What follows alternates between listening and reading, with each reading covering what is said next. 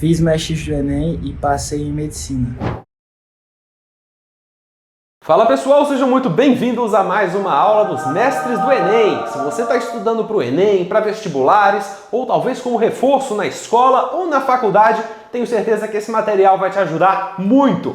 Mas eu sei o que você está pensando. Primeira coisa que você faz quando clica num vídeo de 2 horas e meia. Será que vale a pena ver um vídeo de 2 horas e meia? Sendo que hoje em dia tem chat GPT? Tenho certeza que se passou isso na sua cabeça por alguma fração de segundo. Olha só, vou te mostrar aqui para você o que é o Mestres do Enem, quem sou eu, o criador dos Mestres do Enem, e aí você decide se vai assistir essa aula daqui. Mas eu já lhe aviso, não é só esta aula daqui que está saindo no YouTube não, tá bom? O Mestres do Enem é o meu curso completo de Matemática, Física, Química e Biologia que está saindo gratuitamente aqui no canal do YouTube. Opa, peraí, é um cursinho online completo de exatas que vai sair no YouTube? Sim, senhor, e positone! Tá saindo todas as aulas dos Mestres do Enem, que é o meu curso de Matemática e Ciências da Natureza para o Enem, aqui no YouTube. Vou te explicar sobre o que é os mestres e, bom, basicamente te pedir para se inscrever no canal, porque aí você vai conseguir acompanhar as outras aulas. Meu nome é Humberto Manarino, mas você pode me chamar de Bebeto, então muito prazer. Eu sou youtuber de educação, tenho mais de 10 anos, faço vídeo de Enem, de vestibular, de matemática, de ciências principalmente, e já ajudei muita gente a entrar na faculdade, a aprender exatas. Há mais de 10 anos eu faço isso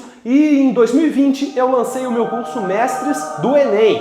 Era um curso intensivo de matemática e ciências da natureza voltado para pessoas que tinham pouco tempo de estudo. Eu precisei, para fazer o Mestres do Enem, desenvolver um método de explicar de uma maneira mais intensiva, mais direto ao ponto, sem ensinar as besteiras de cursinho que são só enrolação, por isso que conseguiu ajudar muita gente, alunos pagantes. Foram mais de 30 mil alunos ao longo desses últimos anos. Então olha que especial você poder estar assistindo aqui de forma gratuita no YouTube, né? Já merece o seu like, já merece a sua inscrição, porque esse material custava R$1.000 por ano, só que agora está sendo liberado gratuitamente aqui para você. Mas peraí, Humberto, 2 horas e meia? Como assim 2 horas e meia é um curso intensivo? Você vai ver, é um aulão de 2 horas e meia para você aprender toda a cinemática. É um aulão de 2 horas e meia para aprender tudo sobre metabolismo energético, sobre DNA. As aulas dos Mestres do Enem são construídas de maneira a ser um grande aulão, conectando muitos assuntos. É para você entender os fundamentos por trás, os porquês, a base, a interpretação de texto. É isso que vai fazer você acertar mais questões, é isso que fez o Mestres do Enem ajudar 30 mil alunos pagantes. E é isso que vai ajudar você agora a ver o Mestres do Enem, entrar na faculdade gratuitamente por aqui no canal do YouTube. A playlist do Mestres do Enem completa está aqui e o último aviso que eu tenho que dar para vocês, antes de vocês irem assistir a aula, é por que eu decidi liberar o Mestres do Enem de maneira gratuita. Você quer fazer o Enem no ano que vem? Não quer, né? Você quer fazer o Enem daqui a 2, 3 anos? Não! Você quer fazer o Enem, entrar na faculdade e falar chega de vestibular? Não aguento mais vestibular? Pois é, eu tô nessa também. Eu fiquei há mais de 10 anos só falando de Enem, SISU, matemática, ciência. Cansei de falar disso, pessoal. Já gabaritei o Enem, agora tem que sair gratuito para ajudar o máximo de pessoas possível e a gente seguir a nossa vida. Como que eu tô seguindo a minha vida? Vamos trabalhar no que importa, pessoal. O livro Meu Professor é um ET é o que eu tô super empolgado para mostrar para vocês quando isso sair de verdade.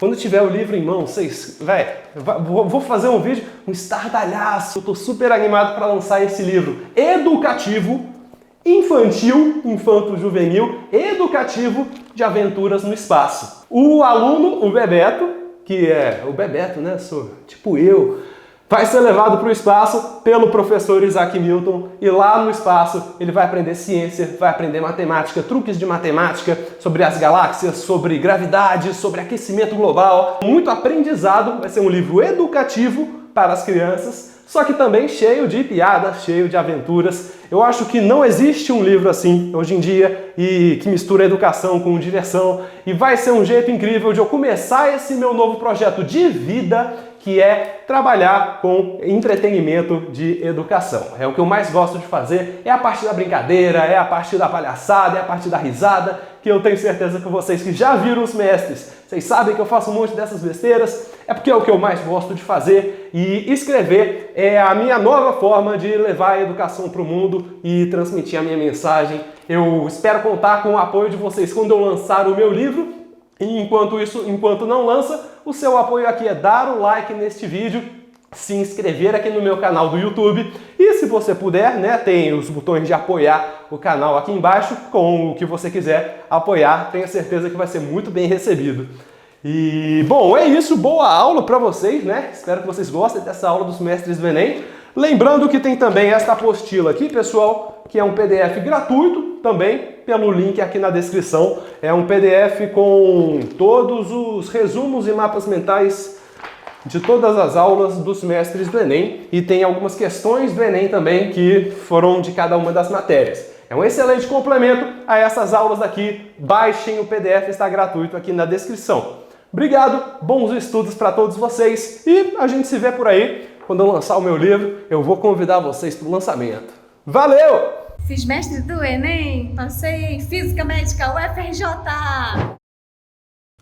Rapaziada, raparigas, rapazes, vamos falar de polaridade das ligações químicas, polaridade das moléculas e entender por que essa polaridade é tão importante para as propriedades que elas tiverem. A gente primeiro vai sempre ter que lembrar do Funke-Brisk pH ou fui ontem no clube, briguei e saí correndo para o hospital. Essa daqui é a escala de eletronegatividade, gente. O flúor é o elemento mais eletronegativo de todos, o que significa que ele, de todos os átomos da tabela periódica, é o que mais puxa elétrons para perto de si. O hidrogênio também é bastante eletronegativo, ele está aqui nessa lista dos ametais. Apesar de o hidrogênio ser um caso à parte, ele não é considerado nem metal nem ametal. Hidrogênio é hidrogênio, ponto final. Ele está nessa lista aqui dos ametais porque ele tem uma certa eletronegatividade interessante sim, maior do que todos os outros átomos da tabela periódica. Esses daqui é a elite dos elétrons, eles puxam muitos elétrons para si, mas ainda assim o flúor é maior do que os outros. O enxofre é mais eletronegativo que o hidrogênio, só que menos eletronegativo do que o iodo, que o bromo, que o cloro. E essa diferença de eletronegatividade é que vai determinar nas ligações químicas onde que esses elétrons vão estar mais próximos. Que nem eu já pincelei lá na aula 1, no finalzinho da aula eu pincelei para vocês. Se eu tiver uma ligação química entre dois elementos diferentes, o mais eletronegativo vai puxar os elétrons mais para perto de si. Apesar de, se for uma ligação covalente, ele não arrancar os elétrons do outro elemento.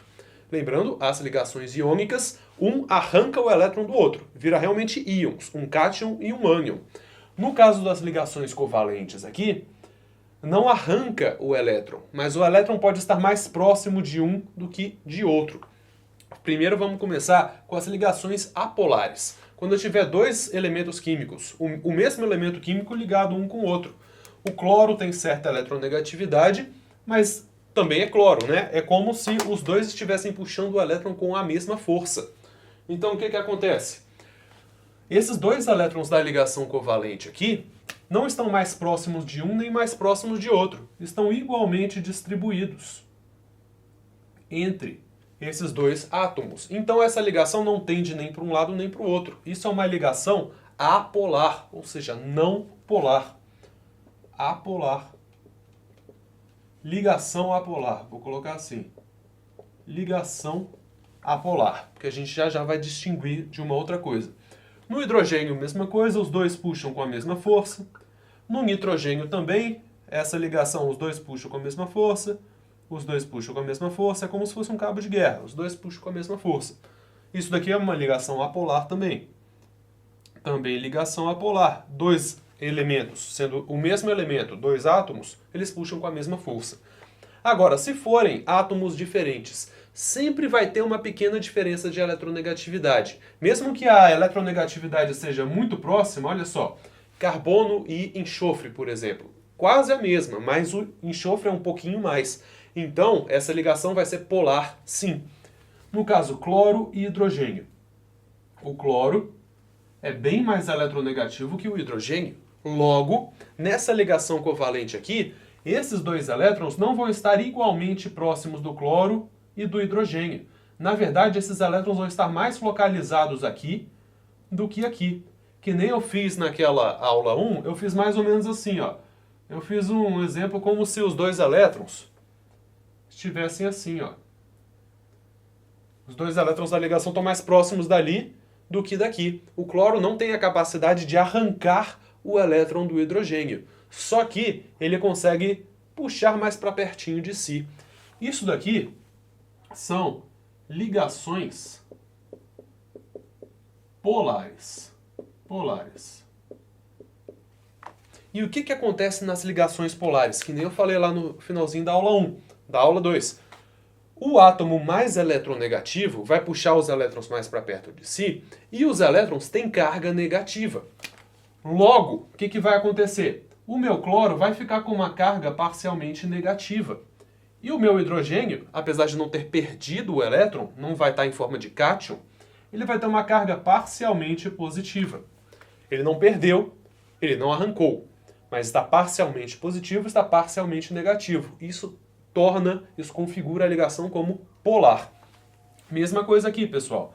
No oxigênio, ele é mais eletronegativo que o carbono, olha só. O oxigênio é o segundo mais eletronegativo de todos, bem mais que o carbono. Então é como se essa ligação estivesse com os elétrons mais concentrados aqui do que do carbono. Tem cachorro latindo lá fora. Eu nunca estou em paz para gravar a aula. Senhoras e senhores, minha vida é muito difícil. Os oxigênios estão com uma carga negativa parcial. Eles não arrancaram os elétrons do meu carbono, mas os elétrons estão mais próximos deles. Carga parcial negativa, carga parcial positiva. Mesma coisa no caso da água aqui, oxigênio mais eletronegativo. Então, como é que vai? Assim. Isso daqui eu nunca vi fazendo, tá? Desenhar tipo uma lágrima. Eu tô inventando aqui para mostrar para você a ideia. Aqui, olha só, tá mais próximo dali do que ali. No caso da amônia também, olha só. O nitrogênio é o terceiro mais e o hidrogênio. Então, o nitrogênio está puxando os elétrons mais para perto de si. Então, os elétrons estão mais perto dele. Perto é advérbio. Virou professor Pasquale. Então aqui o meu hidrogênio está com uma carga parcialmente negativa e cada hidrogênio está com uma carga parcialmente positiva. Pronto, é essa a ideia. Olha só, ligações polares, os elétrons não estão igualmente distribuídos entre um e outro. Um está puxando mais para si. A questão é que não necessariamente moléculas que fizerem ligações polares também vão ser polares. No caso específico, olha só, do CO2, vamos olhar o seguinte. Tá bom, esse hidrogênio está puxando para cá, um pouquinho mais os elétrons. Mas esse oxigênio está puxando para cá. Esse outro oxigênio está puxando exatamente para o outro lado. Se fosse um cabo de guerra realmente, no geral isso daqui, essa molécula como um todo vai ser apolar. Porque vai ser justamente como um cabo de guerra. E existe até um conceito, um vetor na química que eles chamam de momento dipolar, que é basicamente para onde está apontando esse negócio aqui, para onde que está apontando a proximidade dos elétrons. Por exemplo, na água aqui, os elétrons estão mais concentrados sobre o oxigênio, então o momento dipolar dessa ligação é isso daqui. E o momento dipolar dessa ligação é isso daqui. No caso da amônia também, o momento dipolar dessa ligação é esse, o momento dipolar é esse e o momento dipolar é esse. É basicamente para onde que está apontando esse sentido da tendência dos elétrons. Está apontando sempre para o mais eletronegativo, que está puxando mais para si. No caso do CO2, um dos momentos dipolares está apontando para cá e o outro está apontando exatamente para o outro lado. A gente vai ver lá na parte de física sobre vetores, sobre soma e subtração de vetores, mas é fácil, né? Um está puxando para um lado, outro está puxando para o outro com a mesma força, porque a diferença de eletronegatividade aqui é idêntica aqui, porque os ligantes, ó, carbono e oxigênio, tem uma certa quantidade de diferença. Carbono e oxigênio tem a mesma quantidade de diferença. Então um puxa para um lado, o outro puxa igualmente para o outro, num todo, num global. O momento dipolar dessa molécula daqui é zero. Então essa molécula aqui, apesar de ter ligações polares, ela é apolar. E no caso das outras, vou explicar melhor as outras também, mas eu queria trazer essa ideia aqui do cabo de guerra. Vamos lá, trouxe aqui algumas moléculas para vocês e a gente vai tentar deduzir se elas são polares ou apolares. O gás carbônico eu já falei, né? Os oxigênios estão puxando igualmente para um lado e para o outro. Então essa molécula daqui é apolar, apesar de ter ligações polares. No caso do ácido clorídrico, HCl, qual que é mais eletronegativo? Foncl, Brisk pH. Então o cloro é mais eletronegativo, o momento dipolar está apontando para cá.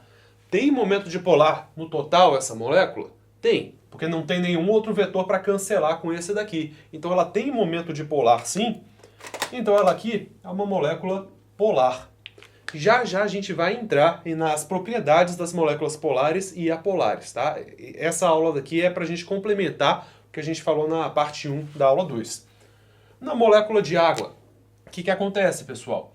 Momento dipolar. O oxigênio é mais eletronegativo, então o momento dipolar é apontando para o oxigênio. E igualmente para cá. Por que eu tinha dito para vocês que se a água fosse linear, ela seria apolar? Se a água fosse linear, a geometria, o que tivesse apontando para cá um, estaria apontando para cá outro. Iriam se cancelar e o momento dipolar seria zero. Esse é o símbolo do momento dipolar, é um Mi. O momento dipolar seria zero e a água seria apolar. E o fato de ela ser apolar iria impedir a existência da vida no planeta Terra. Mas no caso de ela ser angular, não está acontecendo isso, porque é claro que se eu somar esses dois vetores, um está apontando para lá, o outro está apontando para cá. Mas os dois estão apontando para cima. Então a soma desses dois vetores aqui vai me dar um vetor resultante para cima. Um que está apontando para um lado vai cancelar com o que vai estar apontando para o outro. As componentes horizontais vão se cancelar, mas vai sobrar uma componente vertical. Então tem momento dipolar sim, o momento dipolar é diferente de zero. Logo, a água é uma molécula polar. No caso da amônia também, o nitrogênio é mais eletronegativo. Então ele está puxando mais os elétrons para si. Todos esses daqui, todos os ligantes, estão apontando para sentidos diferentes, só que os três estão apontando para cima. Então o momento dipolar dessa molécula existe e é apontando para cima. Tem momento dipolar, é uma molécula polar. No caso aqui, a ligação inteira é apolar. Nenhum dos dois hidrogênios está puxando mais para si. Então a ligação já sendo apolar, não tem como a molécula ser polar. É uma molécula apolar. Mesma coisa para o cloro. Nenhum dos dois está puxando mais para si. O momento dipolar é zero. Momento dipolar é zero. Então não tem como ela ser polar, só tendo ligações apolares. No caso do nitrogênio, mesma coisa, o gás nitrogênio. Momento dipolar zero. E aqui, gente, muito interessante, no caso dos hidrocarbonetos, já quero adiantar o que eu vou falar lá na aula de Química Orgânica, que vai ser a última coisa que a gente vai falar de Química aqui no Mestres da Natureza. A ligação entre carbono e hidrogênio é polar, sim, o carbono é mais eletronegativo do que o hidrogênio. Então tem momento dipolar nas 4 ligações. Acabei de ver que tinha parado de gravar, pessoal, a câmera só consegue gravar 20 minutos em sequência, eu não sei por quê, não sei como consertar, mas enfim, vou explicar de novo essa parte. As ligações são polares, sim. Então, existe momento dipolar aqui, em cada uma, mas aí você se pergunta, se eu somar todos esses vetores, vai dar apontando para algum lugar ou vai dar zero? E é difícil você já somar vetores bidimensionais, não é a coisa mais intuitiva do mundo. Somar vetores tridimensionais, que lembra, isso daqui é um tetraedro, tá? É um sólido geométrico tridimensional. Já é muito mais difícil. Então, tome como verdade que nesses hidrocarbonetos, que só tem carbono e hidrogênio, carbono, hidrogênio, carbono, hidrogênio, carbono, hidrogênio, em todos eles, se você somar todos esses momentos dipolares, o momento dipolar resultante vai dar zero. Momento dipolar resultante vai dar zero. Aqui também, olha só, isso daqui tem uma polaridade, isso daqui tem polaridade, carbono com carbono é uma ligação apolar, tem momento, tem momento, tem momento, apolar, tem momento, tem momento e tem momento. E teria que somar tudo isso daqui, sendo hidrocarboneto, ou seja, uma molécula que só tem átomos de carbono e hidrogênio, hidrogênio é apolar. Ponto final. Todos os hidrocarbonetos são apolares. Metano, buteno, etc. Tudo apolar. E antes de a gente entrar, pessoal, nas propriedades das moléculas polares e apolares, quero falar para vocês um conceito que a gente vai retomar na parte de eletroquímica, que eu acho que vai ser na aula 6, que é o número de oxidação. O número de oxidação é como se a nossa ligação covalente polar fosse iônica. É como se HCl. A nossa ligação covalente tem um compartilhamento de elétrons. Só que, para calcular o número de oxidação, ou NOx, talvez você já tenha ouvido falar, a gente vai considerar que essa ligação daqui é totalmente iônica. Como o cloro é mais eletronegativo que o hidrogênio, os elétrons estão mais concentrados em cima dele.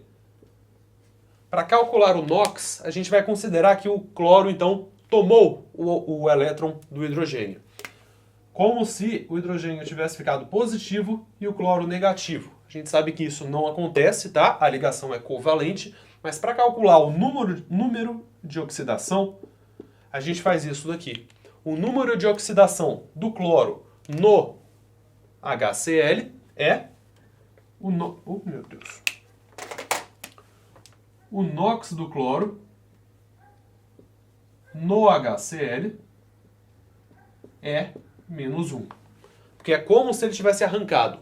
Para calcular o NOx, a gente pensa, é como se fosse iônica. E o NOx do H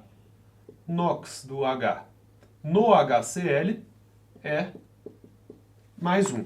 Isso é o número de oxidação. Como se a ligação fosse iônica. Então, o NOx vai ficar negativo para o elemento mais eletronegativo e o NOx vai ficar positivo para o elemento menos eletronegativo.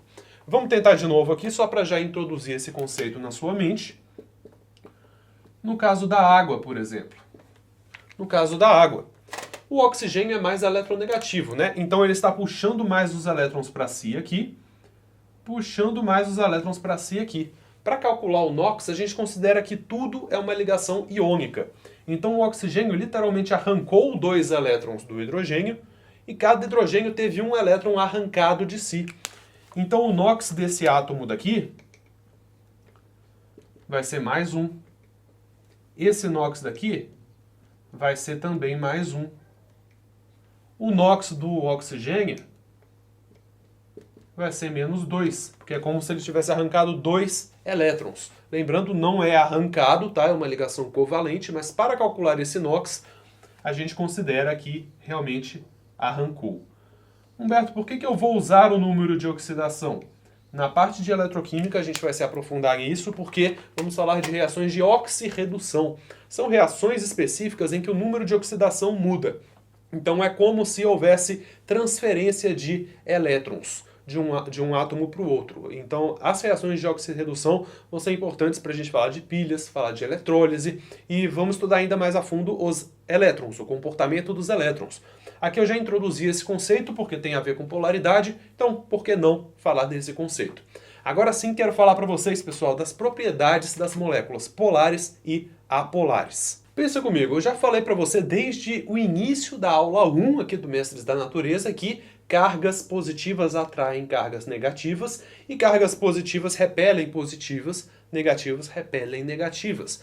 Tudo na química tem a ver com carga elétrica, que nem eu já introduzi para vocês lá na aula 1. Ó, tome como verdade, tudo na química acontece devido à carga elétrica. Diferença de carga elétrica, diferença de tendência a puxar elétrons, a aproximar elétrons, tudo, carga elétrica. Polaridade também é o estudo da carga elétrica, porque eu estou estudando como os elétrons vão se comportar nessa ligação. Vão estar mais próximos de um ou vão estar mais próximos de outro?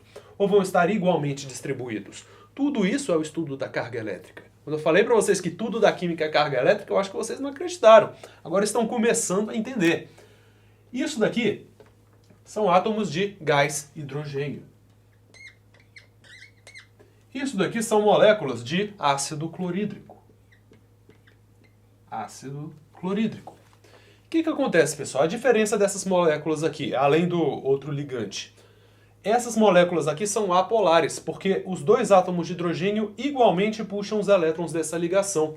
Então não tem uma concentração de elétrons maior de um lado ou maior do outro. Então não tem uma carga parcialmente positiva nesse, parcialmente negativa nesse. É como se, vou colocar um zero aqui, para indicar que é como se a carga estivesse neutra.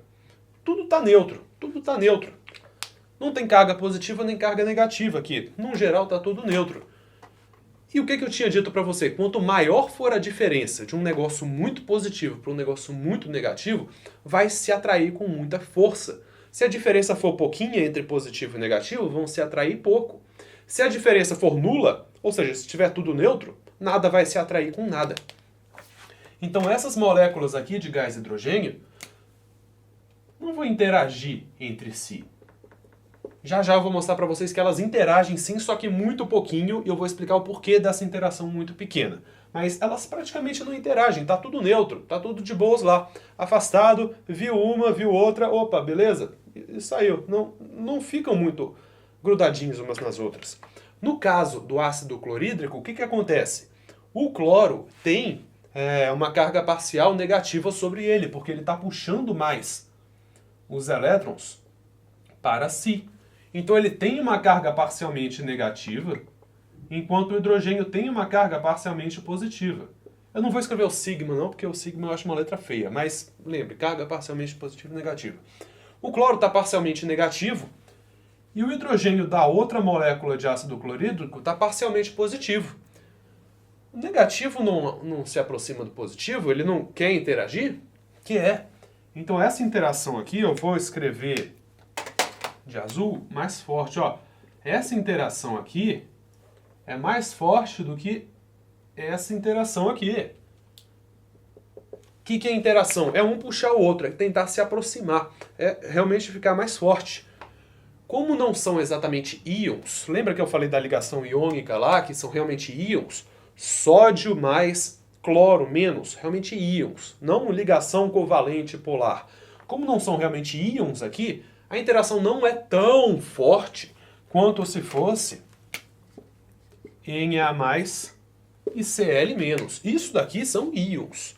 Eles são muito atraídos. Vou fazer assim a ligação, a interação entre eles. Olha só quão forte é essa interação. Porque isso daqui são íons se ligando. É muito forte. Isso daqui é forte. É forte. Já já a gente vai entender como calcular quão forte é essa interação aqui. Não chega a ser tão forte quanto a interação entre íons, mas também não chega a ser tão fraco quanto uma interação entre moléculas totalmente apolares. E o que vai proporcionar essa diferença da interação entre os átomos? Lembra que eu falei para você que ponto de fusão e ponto de ebulição tem a ver com quanta energia eu preciso para quebrar isso daqui? Quebrar como eles interagem? No caso do nosso cloreto de sódio aqui, o que está acontecendo? É tão forte, mas tão forte que o ponto de fusão, para derreter o cloreto de sódio, precisa de 800 e tantos graus Celsius. No caso do ácido clorídrico, qual que é o ponto de fusão dele? Vamos ver. O ponto de fusão do ácido clorídrico é menos 27 graus Celsius. Menos 27 graus Celsius. Do cloreto de sódio é 800 graus Celsius.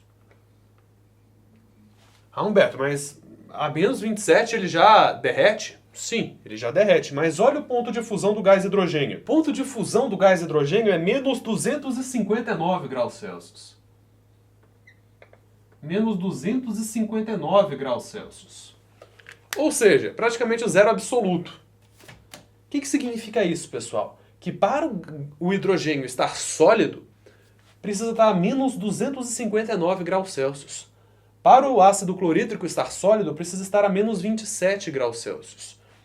Para o cloreto de sódio estar sólido, sal de cozinha, precisa estar a menos de 800 graus Celsius. Qualquer temperatura menor do que 800 graus Celsius, ele já congela.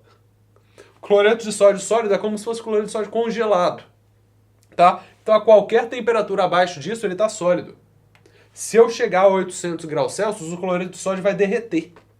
E eu quero mostrar melhor até isso daqui para vocês, essa ideia de ponto de fusão, ponto de ebulição. E eu vou usar esses três aqui como exemplo. Vamos lá, selecionei aqui, trouxe os pontos de fusão e ebulição.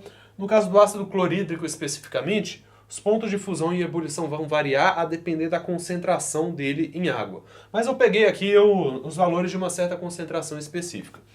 O que eu quero que vocês vejam é ligação iônica, ligação polar, mais covalente, e ligação covalente apolar. Ponto de fusão é a temperatura em que precisa estar para que passe de sólido para líquido, ou de líquido para sólido, né? Faça a transição entre sólido e líquido. Ponto de ebulição é a temperatura que a gente precisa estar para passar de líquido para gasoso, ou de gasoso de volta para líquido. É o ponto intermediário entre esses dois estados físicos.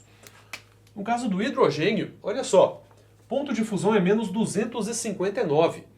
Então, eu preciso chegar a menos 259 graus Celsius para ele ir de líquido para sólido, congelar, ou de sólido para líquido. 259 é esse intermediário. E o ponto de ebulição, ou seja, para virar gás, é menos 252. Como a temperatura, né, ambiente é 25, 30 graus Celsius, 45 em Teresina, 252 graus negativos é muito baixo. Então, estando a 25 graus Celsius, o hidrogênio já é um gás. Gás hidrogênio, tá? Porque a gente está a 25 graus Celsius. Para o hidrogênio, 25 graus Celsius é extremamente quente, ele já vira gás. Para ele ficar líquido, a gente precisaria vir para menos 252 graus Celsius. No caso do HCl, olha só, ponto de fusão já é bem maior do que esse daqui, né? Menos 259, menos 27, a gente consegue até conceber. Isso daqui a gente não consegue conceber, é muito frio. Aqui é frio, mas não tanto assim. Ponto de fusão é menos 27. Ou seja, a nossa temperatura, a temperatura ambiente, 25, 30 graus, é maior do que isso. Então o HCl não vai estar sólido à temperatura ambiente. Mas para ele evaporar, para ele virar gás, precisaria de 110 graus Celsius. Como a temperatura está aqui no meio, 25 graus Celsius, qual que é o estado físico desse HCl aqui? Ele vai estar líquido à temperatura ambiente. Para ele congelar, precisaria vir para menos 27 e para ele evaporar, precisaria passar de 110. Então ele está líquido à temperatura ambiente, enquanto o H2 está gasoso à temperatura ambiente. No caso do NaCl aqui, a ligação iônica, para ele passar de sólido para líquido, teria que chegar a 800 graus Celsius. Como a temperatura está aqui, 25 graus Celsius, a temperatura ambiente, o NaCl vai ser sólido, porque a temperatura está abaixo da temperatura que precisa para virar líquido. Se eu quisesse que ele ficasse gasoso, eu precisaria aquecer para 1465 graus Celsius. E aí, eu vou escrever o 25 aqui, para a gente ver que, né, como a temperatura ambiente está acima do ponto de ebulição, o gás hidrogênio já evaporou, já virou gás há muito tempo. O HCl está líquido e o NaCl está gasoso, está sólido, porque a temperatura está abaixo do ponto de fusão. E essa interação, pessoal, quanto mais fortes estiverem interagindo, vai mudar essas propriedades aqui, o ponto de fusão e ebulição, vai mudar todas as propriedades de uma interagir com a outra, quão forte interage, quão fraco interage, e nessa aula daqui eu quero aprofundar um pouco mais nessas interações, que vão ser muito importantes também na parte de biologia, que vocês vão ver com o professor Vitor. Então, é isso, vamos continuar aqui. Galera, só uma última coisinha antes de eu explicar melhor, quero diferenciar para vocês interação e ligação. Ligação química é isso daqui, tá? Eles estão ligados quimicamente. Quando a gente estiver falando das interações entre as moléculas, a gente está falando dessa interação aqui, entre um átomo de uma e um átomo de outra, tá? A interação pode ser bem forte, tá? A gente vai falar do tipo de interação mais forte que existe, que são as ligações de hidrogênio, mas ainda assim não chega aos pés de uma ligação química. Uma ligação química, realmente, o cloro e o hidrogênio estão muito grudados. A gente não vai, a temperaturas elevadas, cortar isso daqui. A gente não vai cortar a ligação química. Mas se a gente elevar muito a temperatura, a gente pode afastar essas moléculas de forma a tornar isso daqui gasoso. Lembra o que é o estado gasoso? O estado gasoso é quando as moléculas estão muito afastadas entre si com muita energia. O estado gasoso é basicamente você romper essas interações aqui. você romper essas interações. E para isso você precisa aquecer. Mas você não vai cortar a ligação do HCl, porque o HCl, eles querem estar ligados, tá certo? Então essa é a diferença entre uma interação e uma ligação. Ligações não serão rompidas, a não ser em uma reação química que vai rearranjar os átomos. O que vai acontecer para a gente aquecer ou solidificar é mexer na força dessas interações aqui, tá certo? Agora sim, vou explicar. O que eu vou explicar? Alguma coisa top, com certeza. Ok, vamos falar das interações entre as moléculas. Inter significa entre, moleculares significa moléculas, ou seja, as interações entre as moléculas. Essa interação aqui. O primeiro tipo de interação que eu quero trazer para vocês, gente, é aquela que eu já expliquei a ideia. O cloro está com carga mais negativa, porque ele puxa os elétrons mais para si. E o hidrogênio está com uma carga mais positiva, porque o cloro puxou os elétrons mais para si. Então o que eu tenho nessa molécula de ácido clorídrico aqui, gente? Eu tenho dois polos nessa molécula. Eu tenho o polo mais negativo e eu tenho o polo mais positivo. Isso daqui a gente vai chamar de dipolo. E esse dipolo é permanente. Por que dipolo permanente? Por que dipolo permanente? Porque não vai ter um momento em que o cloro vai falar: ah, não, cansei de elétron, fica aí hidrogênio. Não, o cloro vai estar sempre negativamente carregado e o hidrogênio vai estar sempre positivamente carregado, com a carga parcial positiva e carga parcial negativa. Isso daqui é um dipolo permanente. Todas as moléculas de ácido clorídrico vão ser dipolos permanentes. Então a interação entre as moléculas de ácido clorídrico vai se chamar uma interação dipolo-dipolo.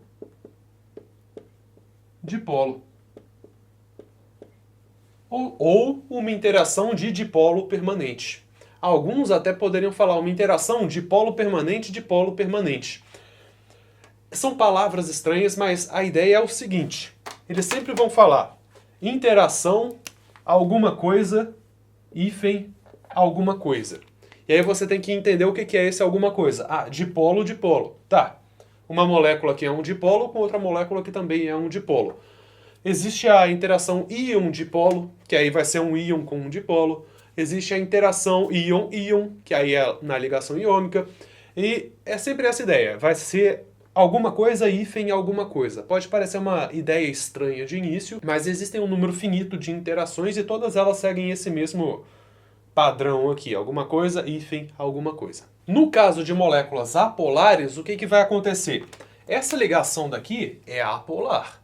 Mas, lembra do que eu falei para vocês que os elétrons são loucos? Eles parece criança, elétron parece criança. Você nunca sabe onde está, você não sabe a velocidade e a posição ao mesmo tempo. Elétrons são doidos. Então tem dois elétrons aqui, mas eles não estão de boas. Aqui não. Os elétrons estão mexendo o tempo todo. E existem alguns momentos que não vai ficar igualmente dividido a qualquer instante. Vai ter alguns momentos que os elétrons vão estar um pouquinho mais para cá, e alguns que eles vão estar um pouquinho mais para cá. Um pouquinho mais para cá, um pouquinho mais para cá, um pouquinho mais para cá, um pouquinho mais para cá. Às vezes igualmente. Às vezes um pouquinho, às vezes um pouquinho. Nunca mais do que um pouquinho, mas um pouquinho tendendo para um lado, um pouquinho tendendo para o outro. E no momento em que estiver um pouquinho tendendo para cá, esse hidrogênio vai estar um pouquinho negativo. E esse hidrogênio vai estar um pouquinho positivo. E olha a brisa, se liga na brisa do gás hidrogênio. Esse aqui, estando um pouquinho negativo, vai influenciar essa outra molécula daqui. Porque inicialmente ela estava igualmente distribuída, mas essa carga negativa vai fazer os elétrons dessa ligação tenderem um pouquinho mais para lá. Tenderem um pouquinho mais para lá. Porque lembra, negativo repele negativo. Eu quase dei um arroto aqui, desculpa. Negativo repele negativo. Então esses elétrons aqui vão tentar ficar o mais afastados possível dessa carga negativa. Então vão tender um pouquinho para lá. E aí esse hidrogênio vai ficar um pouquinho positivo e esse um pouquinho negativo. Não permanentemente. Vai ser um negócio de trilionésimos de segundo. Eu não sei o grau de grandeza exatamente, mas muito pequeno de segundo. E isso daqui vai ficar variando o tempo todo. Só que nesses momentos específicos aqui, lembra, as cargas não precisam parar para pensar qual que está negativa, qual que está positiva. Não é aquele negócio que tipo, esse está positivo, vou. Não. Imediatamente, quando houver essa diferença aqui, positivo e negativo, eles já vão se atrair um pouquinho. Então, eles não param para pensar, qual que está positivo, qual que está negativo. Não. Só se aproxima. No momento que começa a se aproximar, já mudou. E aí começa a se aproximar de outro. E aí já mudou. E aí já mudou. E aí já mudou. Tem uma interação aqui, só que não é de dipolo permanente. Isso daqui é um dipolo induzido. Por quê?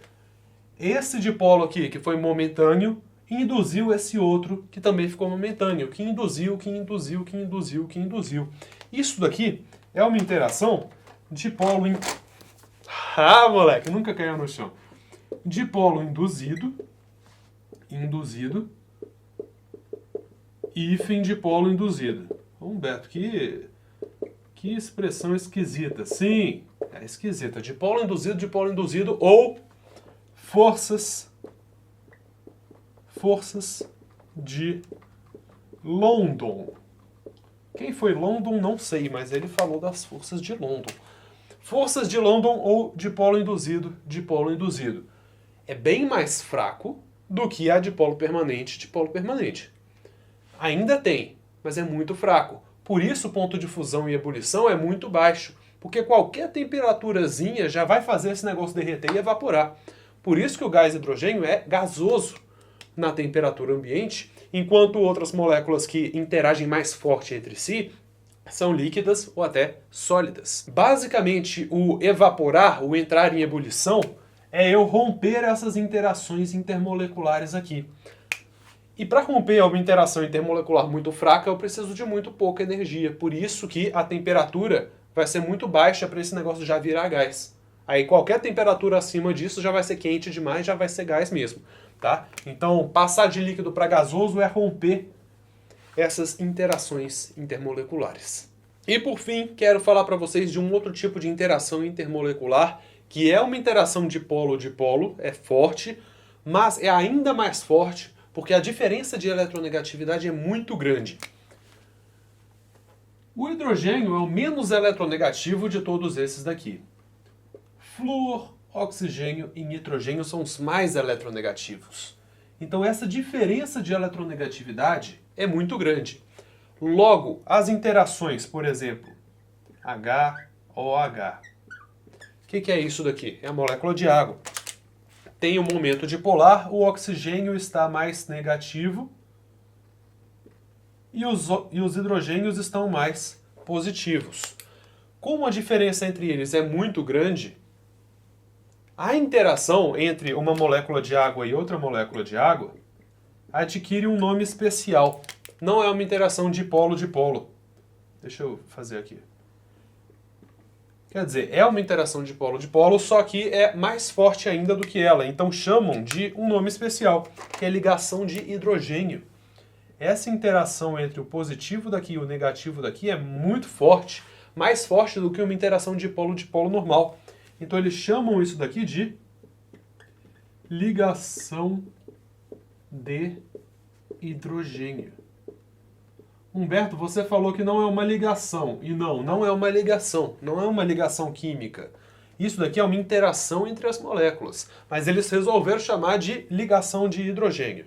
Resolveram, tá? Mas é, na verdade, uma interação entre dipolos. É uma interação entre um dipolo e outro dipolo. Um dipolo permanente e um dipolo permanente. Mas tem esse nome especial aqui. E não só entre hidrogênio e oxigênio, mas também entre flúor e hidrogênio, e nitrogênio e flúor. Por exemplo, no caso do nitrogênio com hidrogênio, a molécula de amônia com uma outra molécula de amônia. Olha só, o nitrogênio está parcialmente negativo e o hidrogênio está parcialmente positivo. Essa interação aqui entre eles também é uma ligação de hidrogênio. No caso do flúor também, se tiver flúor ligado com hidrogênio, no caso do HF, do ácido fluorídrico, ele vai interagir com outra molécula de HF com ligação de hidrogênio. Ligação de hidrogênio, ligação de hidrogênio. A questão é, pessoal, que eu esqueci a questão. Ah, sim, eu lembrei qual que era a questão, nem cheguei a ler. A questão, pessoal, é que não é só ter um hidrogênio que já vai fazer ligação de hidrogênio. Por exemplo, vamos colocar aqui uma molécula orgânica, um carbono ligado a um oxigênio e hidrogênio, e esse outro carbono ligado a um hidrogênio, esse carbono aqui ligado a um oxigênio. Pode ser? Pode ser. Você pode parar para pensar, beleza, esse hidrogênio aqui, opa, tá muito positivo, vai interagir com algo muito negativo. Esse também, olha só, muito positivo.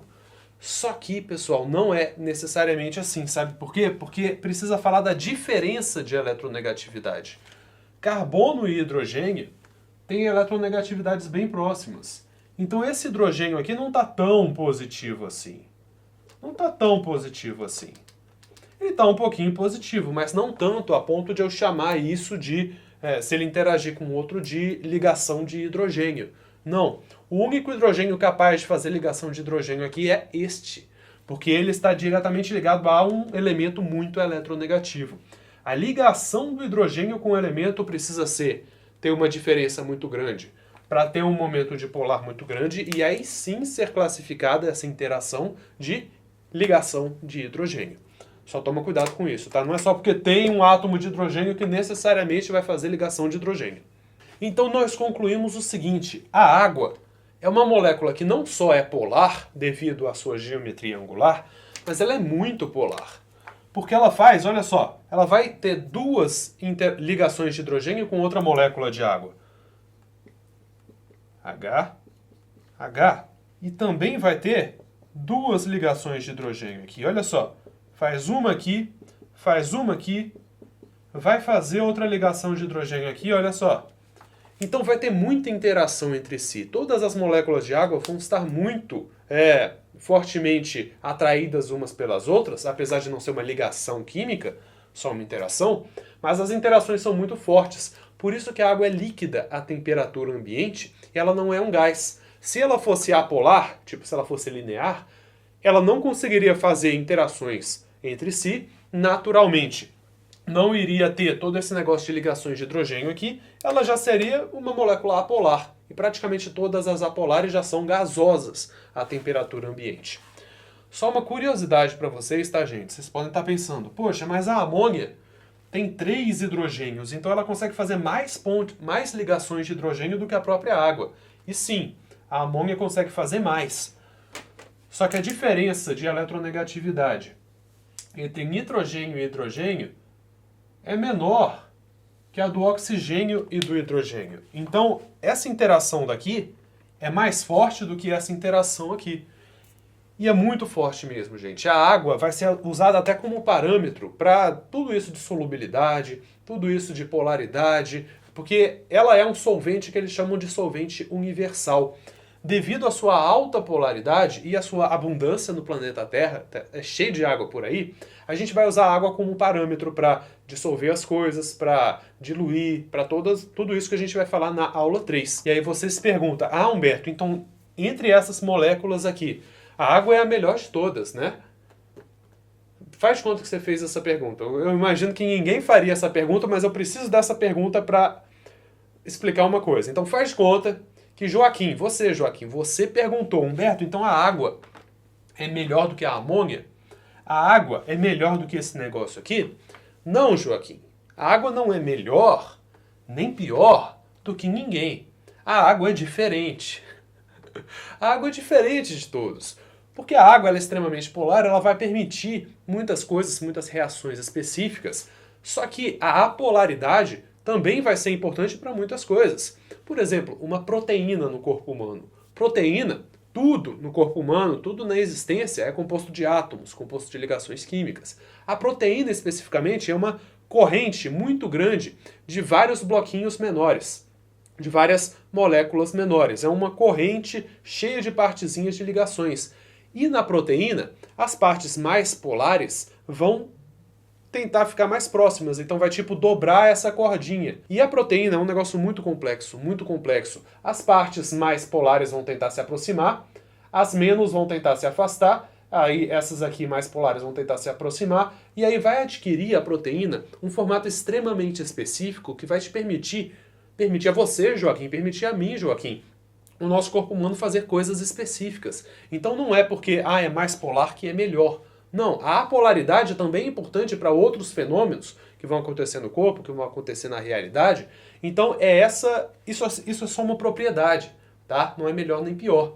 A polaridade vai permitir certas coisas, a apolaridade vai permitir outras coisas. E o corpo humano, a existência, tudo, precisa desse equilíbrio entre tudo. A vida é um equilíbrio maravilhoso. Estou me sentindo de volta na minha fase hippie. Eu não sei se vocês lembram da minha fase hippie. Foi boa. Não foi não. Então vamos lá para a última parte desta aula daqui, para na próxima a gente já começar a fazer os cálculos de solubilidade, encontrar concentração, fazer as titulações, a diluição, e aí sim a gente vai começar a colocar números. Percebe que até aqui eu quase não falei números para vocês. Nas 2 primeiras aulas do curso, se eu falei número foi para falar de um número de moléculas. Até agora eu só te dei a teoria, nada de cálculo. O foco do Mestres do Enem é isso, é você entender a teoria primeiro, para depois os cálculos virem naturalmente. Aqui eu só estou falando que as coisas existem. E essa metodologia, eu acho que você já está percebendo ao final dessa segunda aula, da segunda parte dessa segunda aula, que o meu objetivo aqui é fazer você entender primeiro para depois começar a calcular, que é um dos grandes pilares dos Mestres do Enem. Então vamos lá, gente. Solubilidade. Vocês vão lembrar dessa ideia de semelhante dissolve semelhante. Semelhante em que sentido? De polaridade. Uma molécula polar tende a dissolver moléculas polares. Uma molécula apolar tende a dissolver moléculas apolares. Por exemplo, a água, a gente já sabe que ela é bem polar, então ela vai dissolver o ácido clorídrico, o HCl. Por quê? Quando eu jogar HCl na minha copinho de água, copinho, mais chique, o que vai acontecer? Os meus hidrogênios têm carga parcialmente positiva e na outra molécula, os cloros têm carga parcialmente negativa, porque eles puxam mais os elétrons para si. Então eles vão interagir bastante com a molécula de água. Esse hidrogênio aqui vai interagir bastante com o oxigênio de uma outra molécula, porque esse daqui é positivo, esse daqui é negativo. Então vai ter muita interação entre si. Isso daqui vai ser a dissolução do HCl na água. Ele vai dissolver na água, realmente vai interagir com as moléculas e ele vai dissolver. No caso do petróleo, ele é um conjunto de hidrocarbonetos. E eu falei para vocês que os hidrocarbonetos são apolares. Apolar. Ou seja, a molécula está cheia de carga. Está cheia de carga aqui. Mas o petróleo não tem uma concentração de carga em um lugar e carga positiva e carga negativa. Ele é apolar. Então a interação entre eles não tem interação. Muito pouca interação. Então o petróleo não vai dissolver em água. Vai ficar parte água, parte petróleo. O petróleo fica em cima da água porque a densidade dele é menor. Ele ficar em cima ou embaixo tem a ver com a densidade. Ele dissolver ou não tem a ver com a polaridade. Tá certo? Então o petróleo não vai dissolver em água, vão ficar 2 fases. E a gente vai falar dessa ideia de fases na aula 3, que a gente vai falar de misturas. Vai ter água e vai ter petróleo. Isso daqui vai ser uma mistura heterogênea. E aí a gente vai até... heterogênea. A gente vai falar na aula 3 de processos de separação de misturas. Como que eu vou conseguir tirar o petróleo da água, sendo uma mistura heterogênea? E aqui no caso do HCl, não. O HCl vai dissolver em água, vai se tornar uma solução de HCl. Esses termos a gente vai falar mais na aula 3. Mas é isso, semelhante dissolve semelhante. Se eu quisesse dissolver o petróleo em alguma coisa, eu usaria um solvente apolar. Por exemplo, um éter. Eles até já falaram de éter na questão do Enem. Um éter é uma molécula praticamente apolar.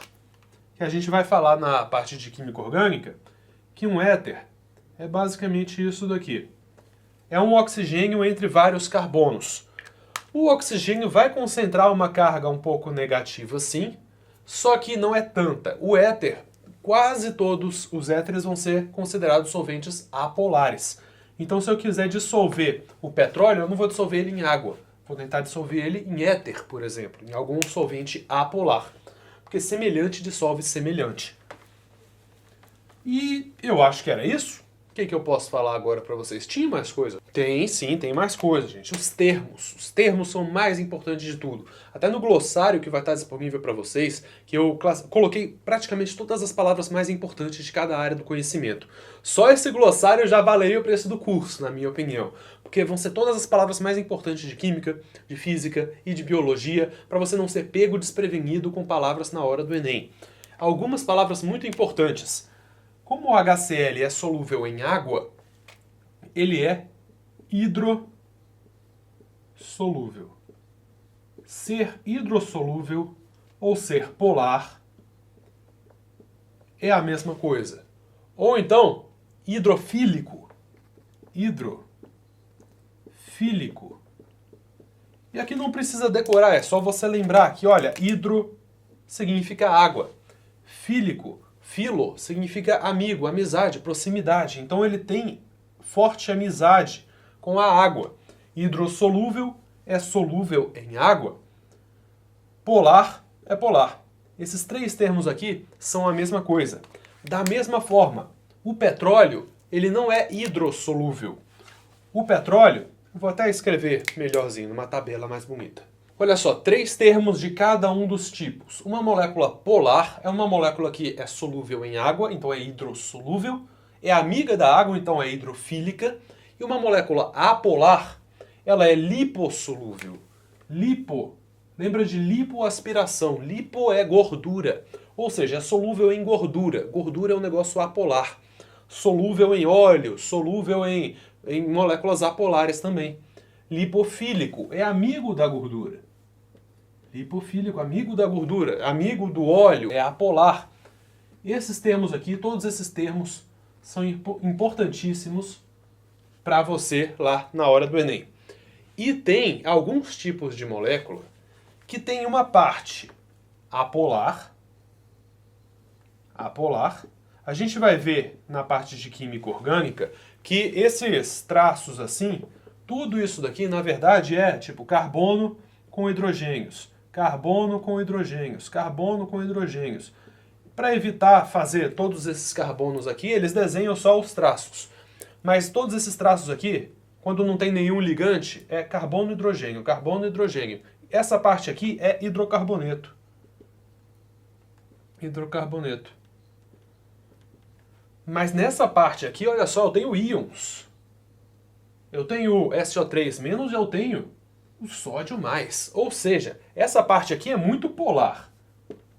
Essa parte aqui é extremamente polar. E essa parte aqui é totalmente apolar. Então essa molécula aqui, ela tem o melhor dos dois mundos. Ela tem uma parte apolar, uma cadeia muito longa apolar, e uma parte muito polar. Se eu jogar isso na água, o que vai acontecer? Essas moléculas aqui, essa parte vai tentar interagir com a água, com as moléculas de água, e essa parte aqui vai tentar dar algum jeito de ficar o mais afastado possível da água. Vai formar até uma estrutura muito legal que eu já vou mostrar para vocês, mas preciso mostrar o nome desse tipo de molécula aqui antes. Anfipático ou anfifílico. Anfi significa ambos. Pático, amizade, simpático. Então tem amizade com as duas. Tem amizade tanto com a parte polar quanto com a parte apolar. Anfifílico, também, fílico, amizade. Tem amizade tanto com a parte polar quanto com a parte apolar. E eu nunca vi falando, tipo, hidropático e lipopático. Eu nunca vi, mas vai que, será que essa palavra existe? Lembra dos prefixos e sufixos. Hidro, água, lipo, coisa apolar, e anfi, os dois. Esse tipo de molécula aqui, isso é uma molécula de detergente, tem propriedades muito específicas, porque a molécula de detergente consegue interagir tanto com coisa polar, água, quanto com coisa apolar, gordura. Quando você joga o detergente lá para tirar o óleo que está grudado no prato, o que esse detergente vai fazer? A parte apolar do detergente vai interagir com a gordura e a parte polar vai interagir com a água. Então eu vou jogar o detergente de forma que ele grude na gordura e grude também na água. Então quando eu molhar o prato depois, esse grude de gordura com o detergente vai embora e eu vou conseguir tirar a gordura. Vou mostrar para vocês a estrutura que forma, que também vai ser muito usada na parte lá de biologia com o professor Vitor, que eu tenho certeza que vocês vão gostar. Véi, fiquei muito feliz de ter convidado o Vitor para dar as aulas de biologia, o cara é simplesmente incrível, certeza que vocês vão gostar. Mas como que fica a estrutura dessa molécula aqui, interagindo tanto com água quanto com gordura? Geralmente representam assim uma molécula anfipática, com uma longa cadeia apolar e uma partezinha polar. Agora eu vou usar essas cores para um propósito, tá, gente? O que for vermelho é polar e o que for azul é apolar, tá? Polar, apolar. O que vai acontecer? Isso aqui é uma mancha no quadro, mas ela representa a gordura. Gordura. Óleo, seja lá o que for. O que vai acontecer quando eu jogar o detergente na gordura? O apolar vai tentar se interagir com a gordura. A parte polar vai tentar ficar o mais afastada possível da gordura. Então as moléculas vão ficar da seguinte forma. As moléculas de gordura, você já entendeu que isso é gordura, tá? Guarde na cabeça. Vão ficar assim, ó. Vão ficar assim ao redor da molécula, das moléculas, né, do negocinho de gordura. A parte apolar vai estar mais próxima e as partes polares vão ficar de fora, assim. Vai formar o que chamam de micela. Micela. Essa micela é muito legal. Por que ela é muito legal? Não sei, eu preciso só preencher a frase com alguma coisa. A micela é muito legal porque ela, tipo, forma um grupinho que gruda na gordura. Aí, quando vier as moléculas de água, quando vierem as moléculas de água, tipo, eu abri a torneira, as moléculas de água vão conseguir interagir com essa parte polar aqui da minha molécula anfipática, então vai conseguir interagir e realmente remover a gordura de maneira indireta. Não consegue a água, se eu jogar a água sem essas micelas, ela não vai interagir com o óleo. Ela vai passar a sair e o óleo vai ficar. Talvez consiga tirar um pouquinho por pressão. Jogar a água, ela empurraria o óleo, mas não conseguiria interagir com o óleo. Ao eu formar a micela, que eu não vou desenhar de novo de jeito nenhum, estou perdendo caneta aqui para fazer esse curso, ela realmente consegue movimentar essa molécula de gordura, essas moléculas, de maneira indireta. Isso é muito legal, isso é muito legal. E esse tipo de estrutura aqui não é só um detergente que tem. Você tem esse tipo de molécula aqui. Ah, Humberto, eu não tenho não. Você tem esse tipo de molécula, eu vou te mostrar onde que tem esse tipo de molécula. Mas você entendeu a ideia? Né? Formou a micela, conseguiu retirar a gordura daqui. Aí, Humberto, então para eu emagrecer é só eu beber detergente? E não é assim que funciona, tá? Poderia, seria mais fácil, mas não é beber só detergente. Isso daqui está em todas as suas células. Todas as suas células. E a gente vai ver sobre células na aula 1 de biologia. Todas as células são formadas por uma bicamada lipídica. Bicamada lipídica. Bicamada lipídica por quê? Porque as moléculas que compõem a parede celular são mais ou menos nesse esquema daqui. Então elas ficam nesse sentido, ó. Eu vou desenhar um pouquinho. Elas ficam nesse sentido. Com uma parte polar para dentro da molécula e com uma parte polar para fora da molécula. E a parte interna entre elas sendo apolar. Porque tem água do lado de fora e tem água do lado de dentro da célula, né? Então essa parte polar vai tentar ficar mais próxima da água e essa parte polar vai tentar ficar mais próxima dessa água. Toda a parede celular é composta por essa estruturazinha daqui. Polar, apolar, apolar e polar.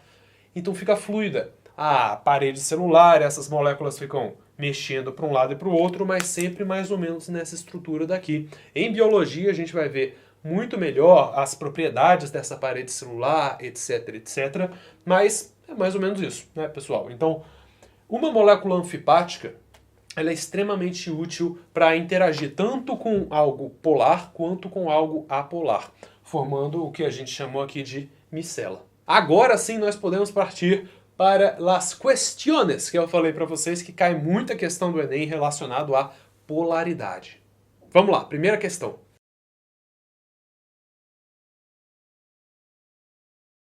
Para iniciar essa questão, acho que você já percebeu pelo meu desenho que eu não estou com um pingo de vontade de desenhar a molécula de testosterona. Por quê? Porque não precisa, tá? E porque eu estou com preguiça. Mas qual que é o foco nessa questão daqui, gente? Está falando de lipofilia, está falando de um texto super complexo, e a palavra-chave é justamente essa. Lipofilia. Ou seja, a interação com gordura. Ou seja, quão apolar é a molécula. Essa questão aqui teve pegadinha porque a gente está muito acostumado a falar da polaridade das moléculas. Essa questão foi sobre a apolaridade das moléculas. Quais moléculas são mais apolares aqui? E eles deram uma estrutura, uma molécula bem grande, e falaram que esse X daqui é o que determina se a molécula é testosterona.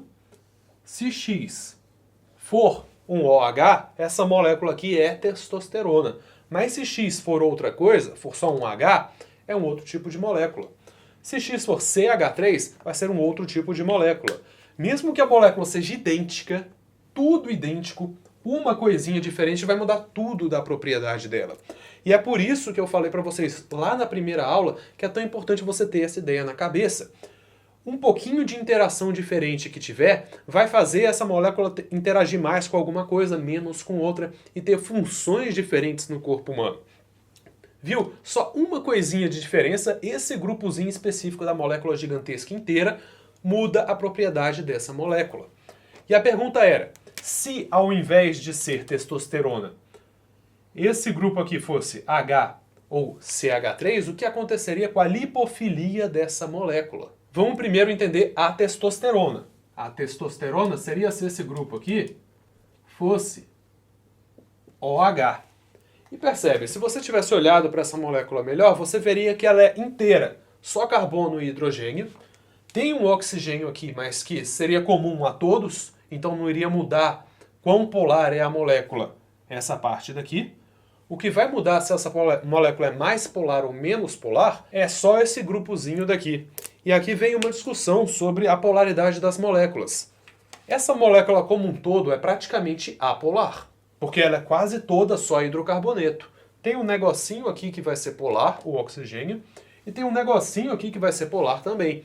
Mas como um todo, essa molécula é praticamente apolar. E não é tão preto no branco quanto eu falei aqui durante essa aula de essa molécula é polar, logo ela interage com água não importa o que. Essa molécula é apolar, logo ela não interage com água não importa o que. As moléculas têm grupos, principalmente essas mais complexas, têm grupos que vão interagir mais com a água, interagir menos com a água. Mesmo ela sendo praticamente inteira apolar, ela vai ter um pouco de solubilidade na água, tendo esse grupinho polar aqui, vai interagir um pouco com a água. Se tivesse mais coisas polares, se tivesse mais ligantes polares espalhados nessa molécula, a interação com a água seria ainda maior. Não é preto no branco, tipo essa é e essa não é. Mas aqui, o único grupo que a gente está analisando é esse X, que no caso da testosterona é OH. Ou seja, tem essa ligação O com H aqui. É possível isso daqui fazer até uma ligação de hidrogênio com a água, né? É possível formar uma interação intermolecular ali entre esse dipolo e esse dipolo da água, ligação de hidrogênio. Então isso daqui dá uma certa polaridade. Se eu tivesse só um H aqui, só um H, isso daqui seria tudo um hidrocarboneto, com um Ozinho lá do outro canto na molécula, mas seria só hidrocarboneto, seria mais apolar, ou menos polar, do que se fosse OH. Se fosse CH3 também, continuaria sendo coisa de hidrocarboneto. Continuaria sendo tudo apolar aqui.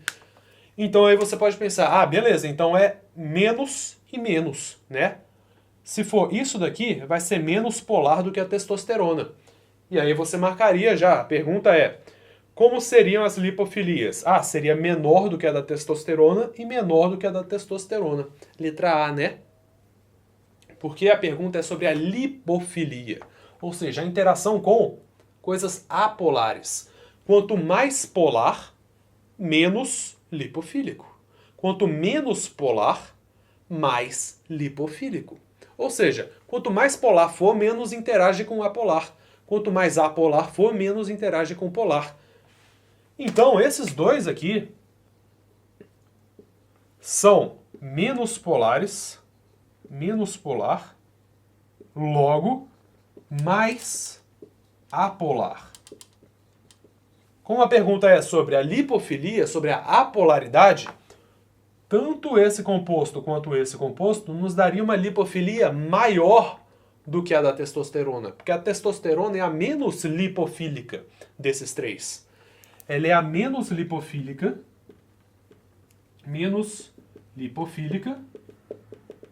ou mais hidrofílica.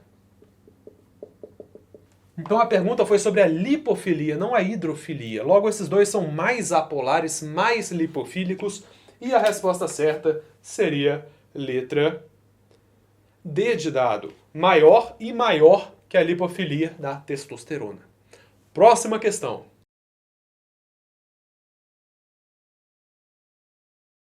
Aqui eu não vou desenhar não, pessoal. Tá aparecendo os dois tipos aqui. O tipo 1 é do poliacrilato de sódio e o tipo 2 é o de celulose. E a pergunta é, a maior eficiência dessas fraldas aqui se deve à maior interação com as moléculas de água. Mas por quê? Porque absorve mais água aqui do que aqui. E a pergunta é, por quê? Percebe que nesse primeiro, gente, eu tenho íons. Ou seja, eu tenho o íon O- e o Na+. Isso daqui eu tenho realmente íons, positivo e negativo. Enquanto na celulose eu não tenho íons. Eu só tenho isso daqui, olha só. Eu tenho alguns átomos de carbono ligados a OH. Enquanto no poliacrilato eu tenho um O- e um Na+. Lembra, quanto mais forte for a diferença entre positivo e negativo, mais forte eles se atraem. E como está falando da retenção de água, H2O e H2O. Aqui é possível fazer uma ligação de hidrogênio, né? Deixa eu até fazer a ligação OH assim, porque aí dá para a gente perceber. Opa, essa diferença de eletronegatividade é muito grande, esse hidrogênio está muito positivo, então acaba interagindo com a parte negativa da água. Mas ele pode estar muito positivo, mas nunca vai ser tão positivo quanto um cátion. O cátion, velho, essa interação daqui, aí sim, pessoal, aí sim, o cátion vai atrair muito a parte negativa da água. Isso daqui pode atrair muito, a ligação de hidrogênio é bem forte, mas nunca vai ser tão forte quanto isso daqui. Então o poliacrilato é mais eficiente porque isso daqui tem interações íon-dipolo. Enquanto essas interações aqui são só dipolo-dipolo. Dipolo-dipolo ou ligações de hidrogênio, né? É o tipo especial de interação dipolo-dipolo. Que nem falei para vocês.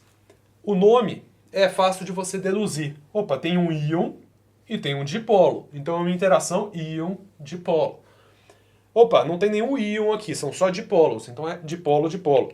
Resposta certa, então, pessoal, eles escreveram até muito bem. Aqui, resposta certa, a letra E. É mais eficiente por causa das interações íon-dipolo entre o poliacrilato e as moléculas de água, em relação às ligações de hidrogênio entre a celulose e as moléculas de água. Por isso que o poliacrilato é mais eficiente para reter a água do que a celulose. Pessoal, tem mais uma questão, mas se for do Enem 2019 eu vou deixar só para o vídeo de resolução mesmo. Não quero resolver a questão duas vezes, né?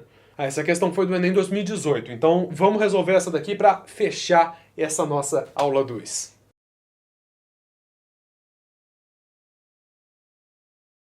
Essa questão aqui, poderia você achar que precisava saber coisas muito específicas, tipo emulsificar. O que significa emulsificar? Ou então, os sais biliares, ácidos biliares, né? O que esses ácidos biliares vão fazer? Quando no fim, se você entendia que a questão até falou, eles te deram essa pista, falaram que tem caráter, natureza apolar e são insolúveis em água. Então aí você já acendia um alerta, opa, tá falando de um negócio que é insolúvel em água. Então provavelmente esses ácidos biliares vão tornar isso daqui solúvel em água. E é exatamente o que a bile vai fazer. A bile é composta por essas moléculas anfipáticas. Esse negócio de ser anfipático é sensacional, gente. Tem muitas moléculas que têm muitas propriedades específicas exatamente devido a ter uma cadeia longa apolar e uma parte bempolar. Aqui interage com a água, aqui interage com o que é apolar. No caso, lipídio, gordura, óleo. Vai formar o quê? Aquilo de a micela. Aqui seria mais comprido, tá? Mas eu estou com preguiça de gastar a caneta.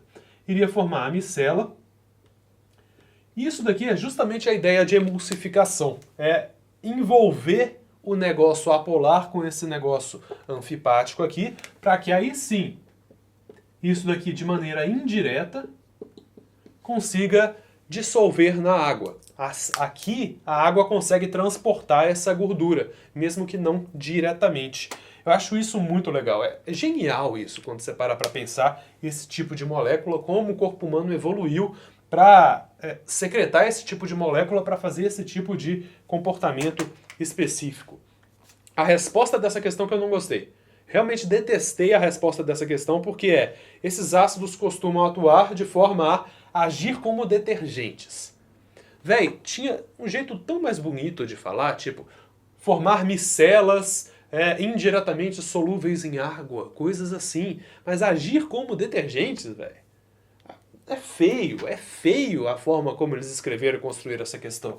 Mas é assim que o detergente atua. Sim, o detergente atua dessa mesma forma. Então, agir como detergentes. Na minha opinião, foi uma questão muito mal escrita mesmo. Feia, até achei feio essa questão. Mas era essa a resposta. E agora sim, encerramos a aula 2 dos Mestres da Natureza. Espero que vocês tenham gostado, pessoal. Lembra de dar umas 5 estrelinhas em algum lugar da tela aqui, se vocês ainda não deram a avaliação para essa aula. E eu vejo vocês na aula 3, em que a gente vai começar a calcular a solubilidade em gramas por mol, em gramas por litro, mols por litro, saber quanto de soluto tem naquela solução. Mais concentrado, menos concentrado. Vamos finalmente começar a colocar números na química. Porque até aqui foi a teoria. A partir de agora vamos falar de números. Vejo vocês na aula 3. Partiu pedir uma pizza. Mentira. Eu quero uma pizza. Mas não. Enfim. Falou, galera. Falou, rapaziada. É só beber detergente depois que a pizza a gente queima.